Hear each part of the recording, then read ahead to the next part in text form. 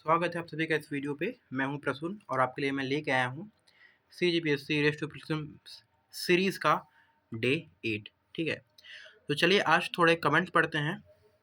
I like to thank you all for appreciating this initiative. आप सभी लोगों का बहुत सहयोग मिल रहा है और आप लोग, मैं देख पा रहा हूँ कि आप लोगों को काफ़ी हेल्पफुल हो रहा है और मुझे काफ़ी अच्छे अच्छे कमेंट्स मिल रहे हैं। So let's read some comments. So काफ़ी लोगों को ये पसंद आ रहा है, but in this comments there are some request. तो एक मैंने देखा कि लोग बोल रहे हैं कि बाइलिंगुअल करने के लिए यहाँ पे हम सिर्फ हिंदी में माध्यम में क्वेश्चन फ्रेम कर रहे थे, तो बार बार कमेंट्स आ रहे हैं कि would you like to frame this question bilingual. So मैंने इस पर विचार किया। तो बेसिकली हम दो तरह के डिमांड आ रहे थे, जो मैंने देखा कि टू डिमांड्स बाय स्टूडेंट्स क्या कर रहे हैं। पहले तो लोग बोल रहे हैं इंग्लिश में फ्रेम करने के लिए, और दूसरा क्या बोल रहे हैं कि more question from CGPSC actual paper, क्योंकि जो हम क्वेश्चन कर रहे थे वो मोस्टली कोई MPPSC या वेस्ट बंगाल PSC वगैरह के होते थे। ठीक है, तो लोगों का बोलना था कि आप थोड़े से CGPSC के मेन पेपर वाले क्वेश्चन कराओ। ठीक है, तो हम दोनों को एक में एड्रेस करने का प्रयास करेंगे। हम CGPSC के भी क्वेश्चन करेंगे और इंग्लिश को भी हम फ्रेम करेंगे। सो फ्रेम करना was a little bit difficult, so I combined the both by taking the actual paper screen grab. ठीक है, तो हम क्या करेंगे, हम 2020 के पेपर से स्टार्ट करेंगे, क्योंकि क्या होता है कि हमने देखा है कि 2020 से पैटर्न चेंज हुआ है और नए पैटर्न के अकॉर्डिंग हमको तैयारी करना एक बुद्धिमानी वाली बात रहेगी। ठीक है, तो चलिए स्टार्ट करते हैं आज का क्वेश्चन। और हम स्टार्ट कर रहे हैं 2020 से, क्योंकि यहीं से CGPSC का पैटर्न चेंज हुआ है। चलिए स्टार्ट करते हैं। तो पहला क्वेश्चन है 2020 के CGPSC प्रीलिम्स के सेट डी का।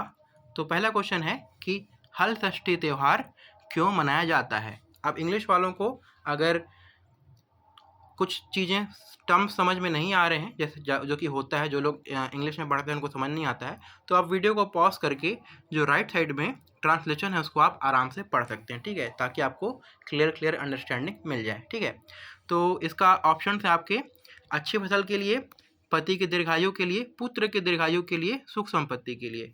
तो देखिए, जो अच्छी फसल के लिए वो कौन सा मनाया जाता है, वो मनाया जाता है हरेली। ठीक है, अच्छी फसल के लिए हरेली मनाते हैं। पति के दीर्घायु के लिए होता है तीजा, और जो सुख संपत्ति वाला है वो क्या है, धनतेरस एक है और एक दिवाली भी है, दोनों आता है। ठीक है, इसके अलावा भी बहुत सारे त्यौहार हैं। तो जो हल षष्ठी है वो पुत्र की दीर्घ आयु के लिए मनाया जाता है, माताएं व्रत रखती हैं। ठीक है, तो इसका सही उत्तर क्या होगा, हल षष्ठी त्यौहार पुत्र की दीर्घायु के लिए मनाया जाता है, फॉर लॉन्ग लाइफ ऑफ सन। ठीक है, चलते हैं दूसरे क्वेश्चन पे। दूसरा क्वेश्चन है, it is a very easy question, Bilaspur में राउत नाचा का प्रारंभ कब हुआ था। इसका सही उत्तर है 1978। Very very easy, there is nothing to explain in this. ठीक है, और एक चीज़ हमको ये भी याद रखना है कि जो राउत नाचा है वो बिलासपुर में होता है। चलते हैं अपने तीसरे क्वेश्चन की ओर। तो आपका तीसरा क्वेश्चन है वो थोड़ा सा कॉन्ट्रोवर्शियल था। क्यों? क्योंकि क्या हुआ था, ये क्वेश्चन अपन देखते हैं क्या था। देवहरी व्यंजन कब बनाया जाता है। तो पहले क्या हुआ था, CGPSC ने इसका आंसर लिया था डी, पितृपक्ष।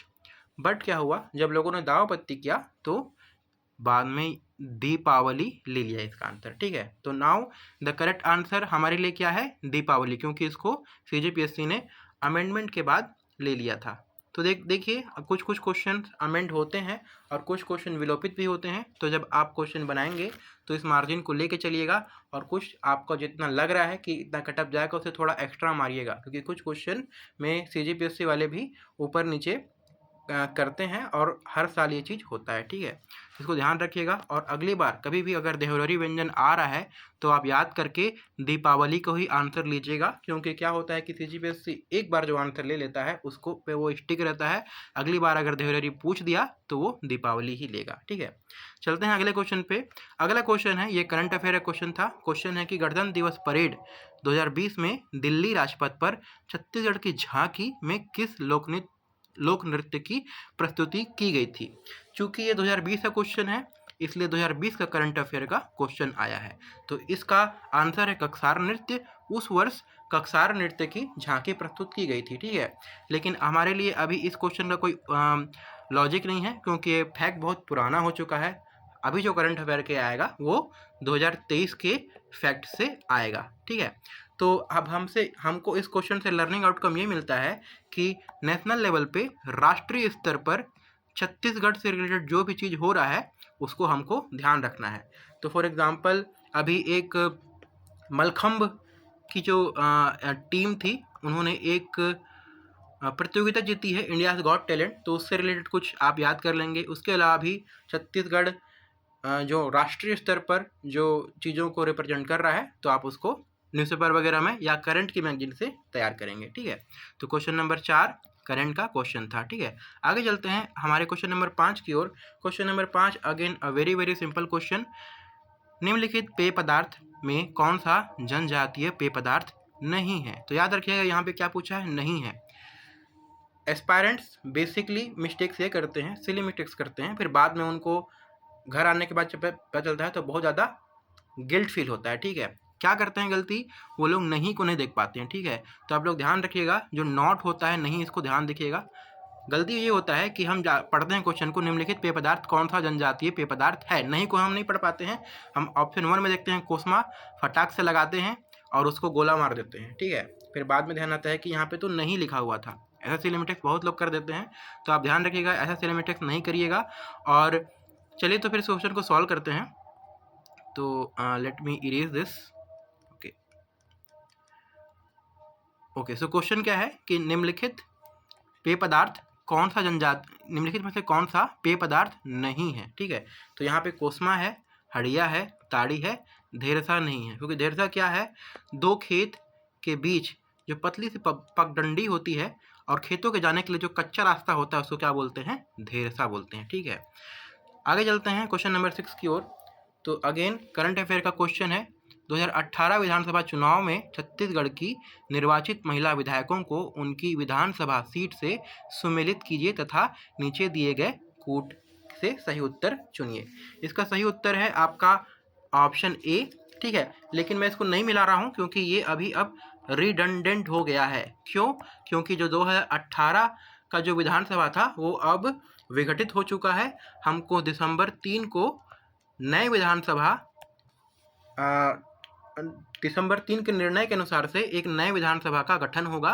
तो इस क्वेश्चन के अकॉर्डिंग हमको ध्यान में ये रखना है कि जो भी हमें फीमेल एमएलए इलेक्ट होके आएंगी उनका विधानसभा क्षेत्र, ठीक है, विधानसभा जो क्षेत्र उनका आएगा, विधानसभा क्षेत्र, उसको ध्यान रखना है और उन फीमेल का नाम याद रखना है। तो जिस दिन रिजल्ट आएगा उस दिन आप थोड़ा इसको गौर करके देखिएगा, तो बाद में जब इनके जो नाम आएंगे करंट अफेयर में तो हमको याद करने में आसानी होगी, ठीक है। तो इसका आंसर ए था, बट अभी इसको देखने का कोई भी औचित्य नहीं है क्योंकि जो ममता चंद्राकर, रश्मि सिंह है, इंदु बंजारे हैं, अब पता नहीं ये इलेक्ट हो रहे हैं या नहीं हो रहे हैं। इलेक्ट दोबारा होंगे तो हमको फिर यही सब चीज़ें याद रखनी है। अगर वहाँ से कोई और इलेक्ट हो जाता है तो हमको वो वाले नाम याद रखने पड़ेंगे, ठीक है। चलिए आगे चलते हैं क्वेश्चन नंबर 7 की ओर। Question number 7 is a very very interesting question. इसमें क्या बोला है कि छत्तीसगढ़ के इतिहास के निम्नलिखित घटनाओं पर विचार कीजिए, और लास्ट में पूछा है उपरोक्त घटनाओं का सही कालानुक्रम। तो बेसिकली हमको यहाँ पे देख के समझ आ रहा है कि हमको सारे कालानुक्रम का, सारे इंसिडेंट्स का डेट पता होना चाहिए, ठीक है। तो हमको अगर डेट पता रहेगा तो हम कालानुक्रम बता पाएंगे कि कौन पहले हुआ था, कौन बाद में हुआ था। एक चीज़ और है, जो इस पेपर में ये जो पेन से लिखा हुआ है इसको आप ध्यान मत दीजिएगा। मैंने इसको नेट से एक PDF डाउनलोड किया था तो वहाँ पे किसी ने लिखा हुआ था, इसलिए यहाँ पे लिखा हुआ है, ठीक है। तो चलिए देखते हैं इस क्वेश्चन को कैसे सॉल्व करते हैं। तो देखिए, अगर इसको थोड़ा सा दिमाग लगा के सॉल्व करेंगे तो ये फटाक से बन जाएगा, आपको ज़्यादा देखना नहीं पड़ेगा। कैसे सॉल्व कर सकते हैं, देखिए यहाँ पे क्या क्या है। पहला जो इंसिडेंट है, जो पहला घटना है, उसमें को ध्यान देते हैं। ऑप्शन ए में है 2, बी में है 6, सी में है 1 और डी में है 4, ठीक है। इस क्वेश्चन के लिए आपको थोड़ा रोमन लिपि का भी ज्ञान होना चाहिए कि कौन सा पहला इंडिविजुअल है। हालांकि यहाँ पे भी तो क्रम तो दिया ही हुआ है, ठीक है। तो आप देखिए 2 में क्या है, आपका 2 है यहाँ पे परालकोट के जमींदार गेंद सिंह को फांसी। ये कब हुआ है, 1825 को है, ठीक है। ये हुआ है आपका 1825 को। अब आपका जो ऑप्शन बी क्या है, ऑप्शन बी है आपका 6 नंबर। 6 में क्या है आपका रतनपुर की स्थापना 1050, ठीक है। ऑप्शन सी में क्या है आपका पहला हलवा विद्रोह, आपका कब हुआ है, आपका हलवा विद्रोह हुआ है आपका 1774 में, ठीक है।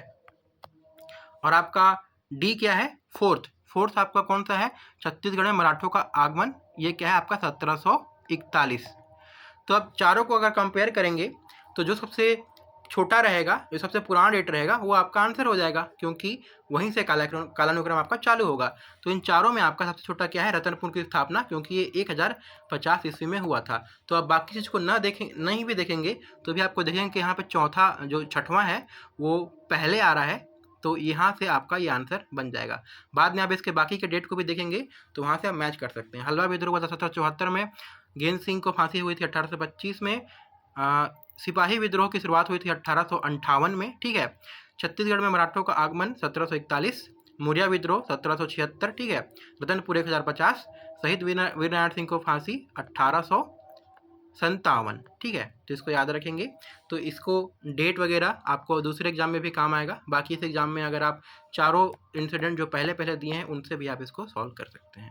आगे बढ़ते हैं। आपका अगला क्वेश्चन है कि छत्तीसगढ़ का वह विद्रोह कौन सा है जिसे बस्तर का मुक्ति संग्राम के नाम से भी जाना जाता है, ठीक है। तो वैसा कौन सा विद्रोह है जिसे हम बस्तर का महान मुक्ति संग्राम बोलते हैं? तो इसका सही उत्तर क्या है आपका, लिंगागिरी विद्रोह। इस टिक को आप ध्यान नहीं देंगे, ये पहले से इस PDF में था। इसका सही उत्तर क्या है आपका बी, लिंगागिरी विद्रोह, जो कि 1856 में हुआ था।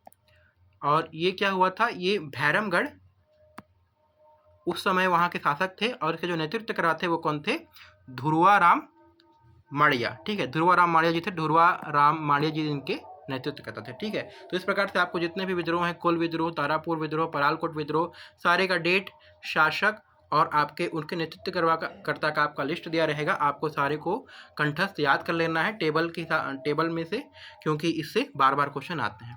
चलते हैं 9वें क्वेश्चन की ओर। तो 9वां क्वेश्चन आपका है बोध घाट परियोजना के बारे में है। ये भी उस समय का करंट अफेयर का क्वेश्चन है, उस समय ये काफ़ी न्यूज़ में था। तो चलिए स्टेटमेंट को पढ़ते हैं। पहला कि इंद्रावती नदी पर है, बिल्कुल सही। परियोजना का लाभ मिल रहा है दंतेवाड़ा, सुकमा और बीजापुर को, ये स्टेटमेंट भी सही है, ठीक है। परियोजना की प्रस्तावित सिंचाई क्षमता 3,66,580 हेक्टेयर है, सही है, ठीक है। और विद्युत क्षमता 300 मेगावाट है, तो ये भी सही स्टेटमेंट है। चारों स्टेटमेंट सही है, इसलिए आपका चारों कथन सही है, ठीक है। तो आपको ऐसे देख के लग रहा हो कि इतना डीप चीज़ें हम कैसे याद रखेंगे, बट ये जो क्वेश्चन आया था ना उस समय, ये जो बोध घाट चल रहा था बहुत ही हाईलाइटेड था, तो ये हर करंट अफेयर में लगभग डाला गया था, और उसकी वजह से ये उस समय का थोड़ा इजी क्वेश्चन माना जा रहा है। अभी हम देखेंगे तो हमको शायद थोड़ा डिफिकल्ट लगे, और हमको ये लगे कि हमको हर चीज़ का एकदम डीप घुस के याद करना है, तो उतना हमको वो ज़रूरत नहीं है, ठीक है। आगे चलते हैं आज के हमारे 10वें क्वेश्चन की ओर। आपका क्वेश्चन ये है कि मांदर किस वर्ग का वाद्य यंत्र है? तो इसका सही उत्तर आपका क्या है, इसका जो सही उत्तर है वितत। तो ये जो वाद्य यंत्र होते हैं ये भी बहुत इंपॉर्टेंट टॉपिक है। आपको अलग अलग वाद्य यंत्र के बारे में पढ़ना है। जैसे कि जो सुशीर वाद्य यंत्र होते हैं वो क्या होते हैं, मुंह से फूंक के बजाए जाते हैं, ठीक है। जो घन होता है वो आपका या तो धातु का या जो काष्ठ से बना होता है, और इसको आघात करके बजाया जाता है। तत् मतलब क्या होता है, तंतु, स्ट्रिंग, मतलब उसमें एक तार लगा होता है। और विद्युत मतलब क्या होता है, इसमें तार नहीं लगा होता है, इसको आघात करके बजाया जाता है। तो जो मांदर है उसको आघात करके बजाए जाते हैं, ठीक है। तो इसलिए ये आपका जो मांदर है वो आपका क्या हो जाएगा, वितत। मान के चलिए आपको मैंने जो बताया वो आपको समझ नहीं आ रहा है, तो आपको क्या करना है, आपके बेसिक बुक में एक टेबल दिया होगा, तत् में कौन कौन से हैं, विजत में कौन कौन से हैं, घन में कौन कौन से हैं, सुसूर में कौन कौन से हैं, उसको आप याद कर लीजिए। वहीं से आपका बार बार क्वेश्चन रिपीट होता है। तो ये था हमारा आज का 10वां क्वेश्चन। अगर आपको पुराने वीडियोस देखने हैं, हम डेली 10 क्वेश्चन सॉल्व करते हैं, तो डे 1, डे 2, डे 3, डे 4 जितने भी डेज हैं आपको एक प्लेलिस्ट में मैंने बना के दे दिया है। उस प्लेलिस्ट का जो लिंक है आपको डिस्क्रिप्शन बॉक्स में मिल जाएगा, तो इस वीडियो के नीचे आप जाके उसको देख सकते हैं। अगर आपको वीडियो अच्छा लगा, इन्फॉर्मेटिव लगा, तो प्लीज़ इस वीडियो को लाइक करिए। हमारे चैनल से जुड़े रहने के लिए आप प्लीज़ चैनल को सब्सक्राइब करिए और बेल आइकन को क्लिक कर दीजिएगा, ताकि जब मैं नया वीडियो लेके आऊँ तो आपको ये उसका नोटिफिकेशन मिल जाए। इस वीडियो को शेयर कीजिए अपने स्टडी ग्रुप में, ताकि इसकी रीच बढ़े और मुझे इसे कंटिन्यू रखने का मोटिवेशन मिलता रहे। तो मिलते हैं हम अगले 10 क्वेश्चन के साथ कल। तब तक के लिए bye bye and take care.